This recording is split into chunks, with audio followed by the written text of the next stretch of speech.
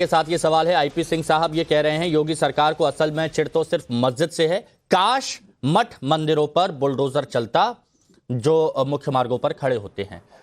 इस पर आपकी कोई प्रतिक्रिया?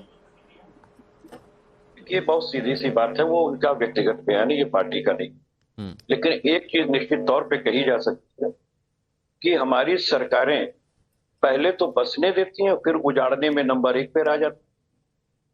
कभी बसाने की तो सोचें। आप बताओ, पूरे उत्तर प्रदेश के अंदर चाहे जितने भी बड़े शहर हैं, उसके अंदर क्या अनियमित कॉलोनियां नहीं है? आखिर उसको उसका विनियमितीकरण करते हैं कि नहीं करते? तो इस कॉलोनियों का भी विनियमितीकरण किया जा सकता था। यह सरकार के हाथ। अगर सरकार उसका लैंड यूज चेंज कर देगी तो सुप्रीम कोर्ट भी के आदेश के विपरीत नहीं होगा, क्योंकि ये आदेश करना सरकार का काम है। और सरकार जानबूझ करके उसको आज तक अवैध कॉलोनी घोषित की। आप दिल्ली के अंदर तमाम अवैध कॉलोनियों को देख सकते हैं कि जिसको जो है विनियमितीकरण करके किया गया। अभी योगी जी के अपने ही शहर में 18 ऐसे मोहल्ले हैं जो बीच एकदम शहर के हैं। मेरा कपिश जी, आज आपने पूरी रिपोर्ट भी देखी होगी, आपने टॉपिक भी समझा होगा। मेरा ये टॉपिक नहीं है। मेरा ये टॉपिक है कि अगर कोर्ट की तरफ से कोई कार्रवाई हो रही है, ठीक है, वहां पर सरकार अपनी थोड़ा अलग फैसला लिया जा सकता था या फिर कोशिश करती। मेरा ये कहना है कि अगर कोर्ट की तरफ से कोई कार्रवाई हो रही है तो उसमें हिंदू मुस्लिम क्यों किया जा रहा है, वहां पर सिर्फ मुस्लिम मुस्लिम क्यों किया जा रहा है, और इसका इंपैक्ट आने वाले वक्त में कैसा पड़ेगा कि आप लोगों के बीच ये मैसेज देने की कोशिश कर रहे हैं कि सिर्फ मुसलमानों पर ऐसा किया जा रहा है। और कपिल जी, आप कह दिया कि वो उनका व्यक्तिगत बयान है, लेकिन एक बात बताइए, वो कहीं पर भी समाजवादी पार्टी का प्रतिनिधित्व करते हैं, समाजवादी पार्टी के लीडर हैं, समाजवादी पार्टी के मंत्री भी रह चुके हैं, और ऐसे में अगर वो कोई बयान देते हैं तो उसे पार्टी से नहीं जोड़कर देखा जाएगा? हमारे मंत्री कभी नहीं रहे, वो भारतीय जनता पार्टी में रहे हैं पहले। और मैं दूसरी बात आपको कह दूं कि अगर कोई व्यक्ति व्यक्तिगत बयान दे रहा है तो उसके लिए व्यक्तिगत ही तो आप कहेंगे। और दूसरी चीज मैं आपको कह रहा हूँ, हमने जो बातें कही वो सुसंगत तथ्य हैं। हमने इसलिए आपको कहा कि अगर कोई आबादियां बसना शुरू होती हैं तो अचानक नहीं बस जाती, वर्षों वर्षों में बसती। अच्छा, 50 साल से वहां पर उन लोगों के अपने जो है वो स्टैंप पेपर है, खरीदा है जमीनें उनकी। ठीक है, ठीक है, ये आपने बात कही। अब नाजिया, मेरे को आप एक बात बताइए, 1169 आवास जो अवैध बने थे उसमें 101 कमर्शियल निर्माण भी थे, वो भी ध्वस्त हुए। क्या ये सारे मुस्लिमों के थे?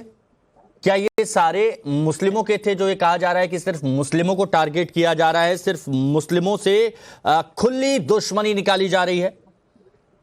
देखिए हिमांशु जी, बात ऐसी है कि जब पॉपुलेशन कंट्रोल की बात आती है तो मुसलमान छाती पीटने लगते हैं, जब यूसीसी की बात आती है तब मुसलमान छाती पीटने लगते हैं। मतलब किसी भी चीज की बात आती है तो मुसलमान इसको अपने ऊपर पर्सनली पता नहीं क्यों ले लेते हैं।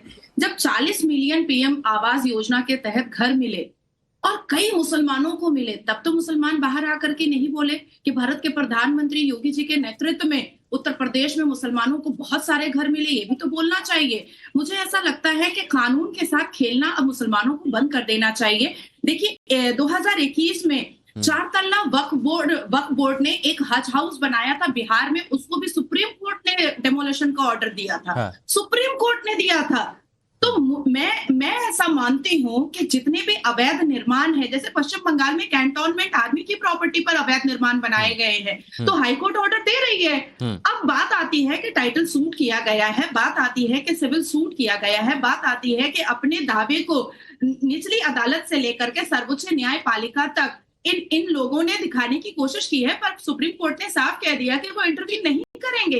ब्यूटिफिकेशन पर वर्क हो रहा है, हिंदुओं के भी घर टूटे हैं और भगवान की मूर्तियों को उठा करके दूसरी जगह स्थापित किया गया है। तो हिंदू तो छाती नहीं पीट रहे।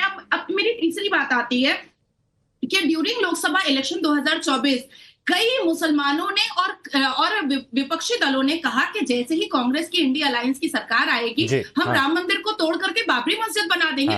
तो हिंदुओं ने तो छाती नहीं पीटी, वो तो अपने वोट के माध्यम से उन्होंने भारतीय जनता पार्टी को जिताया और फिर से मोदी जी को नहीं, मेरा वही मैं कह रहा था कि यहां पर सिर्फ हिंदू मुस्लिम क्यों किया जा रहा है, और अगर सिर्फ हिंदू मुस्लिम किया जा रहा है तो इसका इंपैक्ट क्या पड़ेगा?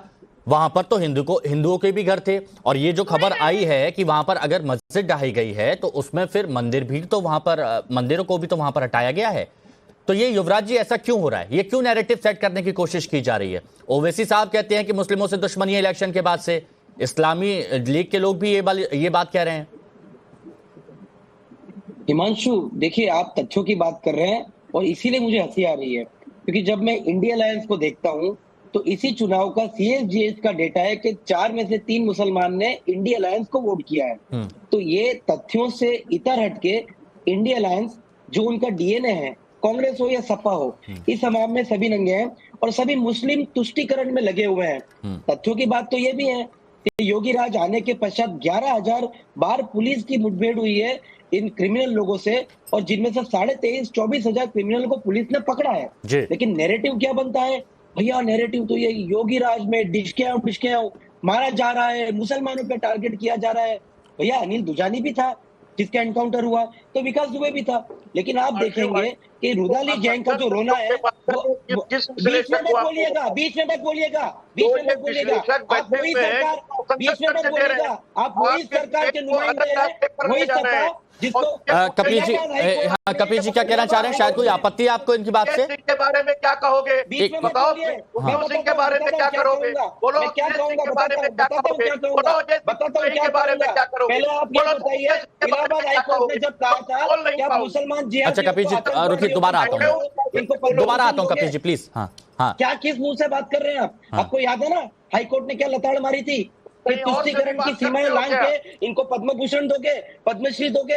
आप वही पार्टी के नुमाइंदे हैं, आप क्या बात कर रहे हैं? आजम खान के नेता जिले की पुलिस प्रशासन को छोड़ते हैं कि जाओ मेरे गाय को भैंस को बछड़ों को ले आओ। पुलिस प्रशासन की ये हैसियत आपने रखी कि पुलिस प्रशासन, एक एक करके प्लीज बोलिए, प्लीज कपिल जी थोड़ा सा रुक जाइए ना, कपिल जी रुक जाइए ना, क्योंकि जब आप अपनी बात अकेले रखते हैं तो उसका असर ज्यादा होता है। मैटर पे नहीं बोल रहे हैं, मेन बात तो यही है कि जो वहां पे अतिक्रमण हटाने की कार्रवाई चल रही है। देखिए मेरा ये कहना है कि अगर अतिक्रमण से आपको कहीं कोई दिक्कत है, आप कोर्ट में जा सकते थे, पहले ये मुद्दा यहां पर उठा सकते थे। लेकिन अगर कहीं कोई कार्रवाई हो रही है, अगर कोई कार्रवाई हो रही है तो उसमें सिर्फ मुस्लिम मुस्लिम मुस्लिम मुस्लिम क्यों किया जा रहा है? देखिए ऐसे माहौल खराब होता है, आप लोग तो बयानबाजी कर देते हैं और इसीलिए आज यही कोशिश की जा रही है। युवराज बात प्लीज कंप्लीट कीजिए तुरंत, फिर आगे मेहमान। हिमांशु जी तुरंत कंप्लीट करता हूं।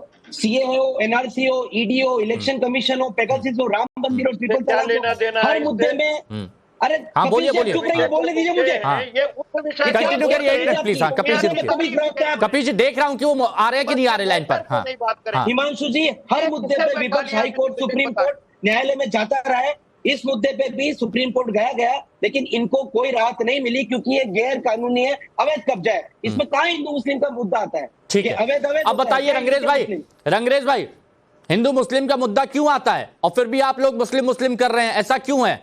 हिंदू भाई आपको दिखाई नहीं देते? या फिर गरीबों की आवाज उठाइए तो अच्छा लगेगा, लेकिन सिर्फ मुस्लिम मुस्लिम क्यों?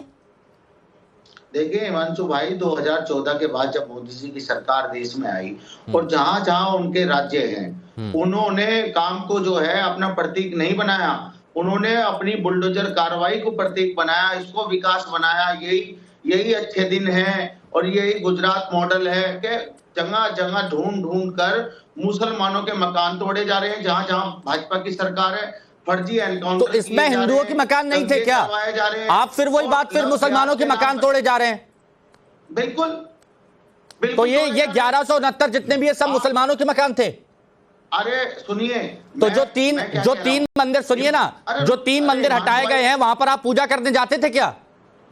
अरे हिमांशु भाई मेरी बात सुनिए, आप जाते थे क्या पूजा करने वहां पे? अरे तो मैं आप बोल रहा हूँ कि हम मुसलमानों के ही हटाए गए हैं, मुसलमानों के ही हटाए गए हैं, आप तो यही बोल रहे हैं ना। आप बात ही नहीं, मैं क्या कह रहा हूँ, सरकार का काम होता है लोगों को बचाने का, ना कि सरकारों का काम होता है उजाड़ देने का। ठीक है, ये मुद्दा उठाइए, हम